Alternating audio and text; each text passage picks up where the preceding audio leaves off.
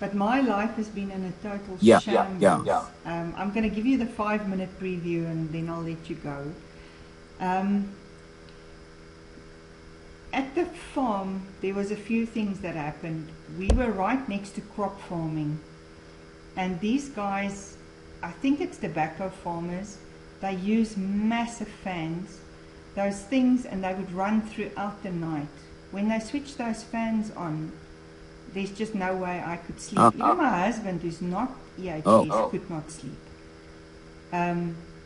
So that was a very trying time, you know, because once those fans run, I think it's something I've also learned about electrohypersensitivity is I'm very sensitive to certain frequencies from a sound perspective. So certain sound frequencies, and I don't think we always realize that, but sound really affects me.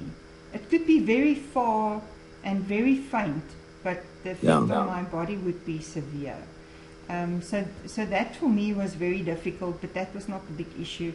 The farm owner didn't pay us, because remember my husband went with and we took on some responsibilities on the game farm, and he did not pay us. So we eventually left there. We got another opportunity, but you're not going to believe it. It's right on the other side of South Africa, at the south coast in KwaZulu-Natal. Yeah. So as I'm sitting here right next to the beach, which is beautiful. But I'm still adapting to the environment, and here Wi-Fi's come and go. It's not a stable environment. So there's times that I'm doing great, and then there's times that I battle. But the thing is, it's as good as it gets. Because to find a place where there's nothing is just not realistic.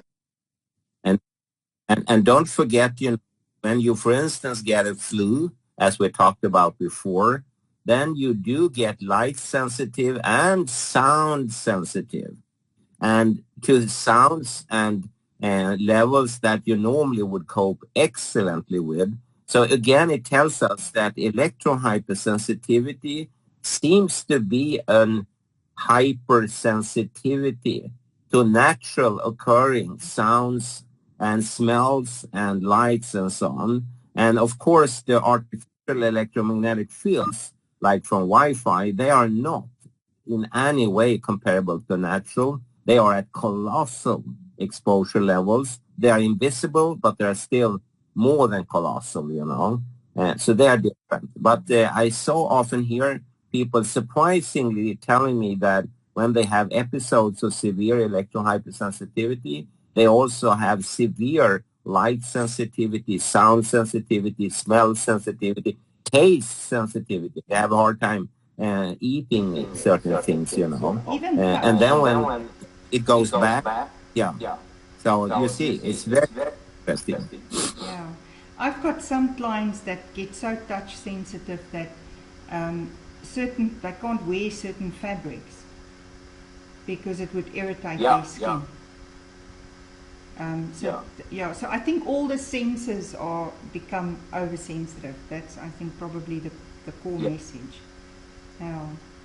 So very interesting times, So, but at least I've got a neighbor who's willing to switch his Wi-Fi off at night, which is brilliant. He forgets sometime, but most of the time he does. So I'm very, very thankful for honourable, lovely neighbours.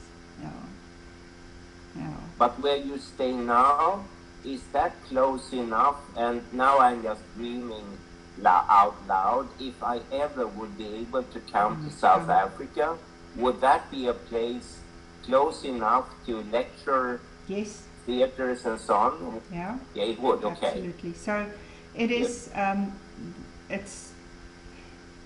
It's an hour and a half from the KwaZulu-Natal Centre, business centre. Yeah. So, but the thing is, you know, in South Africa, everything is close. It's not an issue. I mean, I flew up to Joburg last week for work.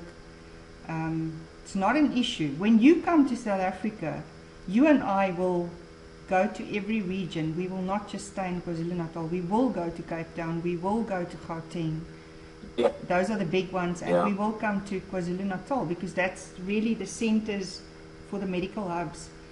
And Prof, the time will come that we are going to do it.